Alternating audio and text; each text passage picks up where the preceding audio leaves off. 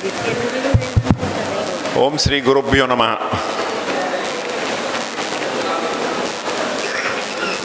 This is a time to invoke the blessings of the Guru. That's why I said Om Sri Gurubhyo Namaha.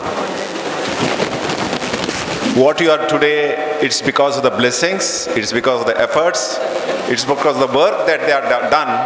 That's why let us first say Om Sri Gurubhyo Namaha. Everything has to, all good things has to come to an end. You know, you have been there for last almost 2.5 hours, clapping. I don't think you are not left with enough strength to clap anymore. But it's my misfortune that I have to speak to you at this last moment. The dignitaries on the dais, the two educationists and the parents, Mr. Umesh Naik and Mr. Manjunath Naik, my good friend Mr. Gururaj Shetty and Kiran Bhatt, Sujata Hegde, and all the staff members of Konkan as well as the VIDHATRI Academy, and my dear students.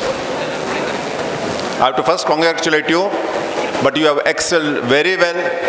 It's because of your own efforts, it's because of the efforts put in by your parents, supported by the able teachers, it has been possible.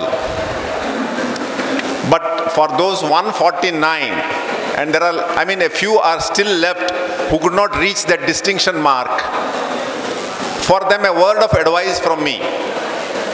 Because in a box of boxing game, you are not declared defeated until and unless you start to get up. You are declared defeated only when you fail to get up. So this is a chance. You are not defeated or you are not second class. You still have a chance in your life to get up and show your strength. So don't get disappointed. Apart from those 149 or another 10 or whoever it is, those who are present here, so you couldn't make the mark. You have all the time in the life to make the mark, and don't get disappointed. Now, I don't want to speak much. I would like to finish it within 5 minutes, but a piece of advice from me. Already Dr. Faide has spoken, Manjunath Naik has spoken very well. Now our Umesh Naik has also, because they come from the educational field, they are not just parents. My only advice is, I have got a small formula for you. 3 I's formula. You are intelligent now. At least you have been recognized as intelligent. In a one particular form of examination, you have excelled, you have proved yourself, and you have proved your intelligence. I won't say that you have excelled in every field of life, but at least for this age, you are a teenager now, with age you have shown some mettle and you are recognized. So let us take it for granted, this intelligence continues throughout your life. Now what is the next thing that you require? The next thing you require is innovation. You have to be innovative. If you can be innovative, you can really turn things in life. There can be a lot of examples can be given for being innovative. Everybody is blessed with a gift box by the God. That's always I tell when I address the students. Nobody should think that, I am not blessed, I don't have a gift box. Only thing is, we don't open our gift box and find out what is inside. We should know, everybody has got its own intelligence, own native intelligence. One or the other field, the God has blessed you. So you should find out, whether you join engineering, whether you join medical, whether you join any other field, you should try to speak to your inner voice and find out what is best for me. Just because everybody is going for engineering, you need not go. Don't think that is a digital India, everybody will do well. Maybe they do well. But still, there are a lot of other fields where you can excel. Because your inner voice is something different than on the peer pressure you have. The peer pressure is the other students who wants to go to join and engineering and medical. But your inner voice says, no, I should excel, or I have the capacity to do well in some other fields. Please listen to it. The inner voice makes a lot of difference to your life. Just try to find out what is your weaknesses and strength. You try to analyze yourself. You are now intelligent enough to analyze yourself. Try to find out what are your strengths and what are your weaknesses. What happens is, when your weakness turns into strength in anybody's life, everybody has strength and weakness. Even I have a lot of weaknesses. When your weaknesses turn into strength, there is a complete metamorphosis, complete change, a sea change in your life takes place. To give a small example, for Sachin Tendulkar, the great cricketer, what was his weakness? His weakness was a classroom. He never liked to study. He is said to be SSLC, he has not cleared in one this go. He was, his inner voice was only, he was going for cricket. And what did he achieve?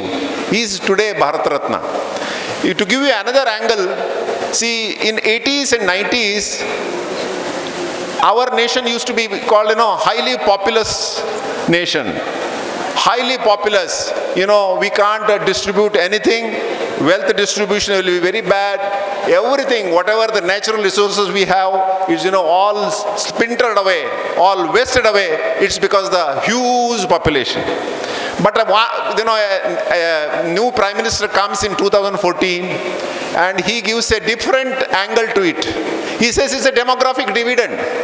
We have 140 crores, we have more than 40% youth, and youth is the power, and that's a dividend. So what was the weakness of the country? The population has been turned into strength, and that's why you see that today a lot of metamorphosis in the country. So just listen to your voice, just listen to yourself, analyze yourself, and try to build that innovativeness in anything you do. Anything you do. It need not be only for deciding your career. Any small thing you do, you try to find out how best I can do it. That will change your entire personality. And the third most important thing is integrity. Your character, your moral character. That's very, very important. We at our school, right from the beginning, right from the LKG thing. But still, you are a teenager. I'm again telling you, there is an attraction there. A lot of things act on you because, the body also responds very fast. So, build your character so that, your integrity is always not disturbed. A person with intelligence, person with innovative who is, and person with integrity, what it will make? You will be a great person. 3 eyes will make you an icon. 3 eyes will give you another eye. Intelligence, innovativeness, and integrity will make you an icon. Please remember this, and you will definitely be successful in life. And when you are successful in life, please don't forget your parents. They are all here. They have toiled like anything. They were more stressful than you. Because I know they used to come to and discuss with the Gurra Shetty. They were expressing their feelings, about you, what to do. They were more nervous. They have put in all their efforts, all their money, everything, the best of the time they have given to you. You should be grateful to them. I am not saying that you should look after them every time. They can look after them themselves. But the gratefulness, my mother, my father, they have done so much for me. The gratefulness, once it is there in your heart, everything starts. Gratefulness for your teachers. They have done so much for you. They need not do all this. There are umpteen number of PU colleges. Why they should take so much of efforts? And I was surprised. The person who has failed in PU1, in other colleges, twice failed, has achieved distinction here. That's the greatness of the teachers, the quality of the teachers. Those who have scored just 58% in SSLC have scored more than 85% here. That is something, impossible. So they have made impossible possible, and you should owe it to them. Not only today, the entire lifetime. Tomorrow you may be a globe-trotting executives. Tomorrow you may be moving everywhere. You may be having enough money in your hand. But this gratefulness towards your parents, towards your teachers, and towards the institute which allowed you to progress like this. Please don't forget, and you will definitely succeed. Please remember my formula: 3 eyes equals to 1 eye of icon. And with this, with a few words of this, and with again invoking the blessings of the Guru, I wish you well. God bless you all. Thank you.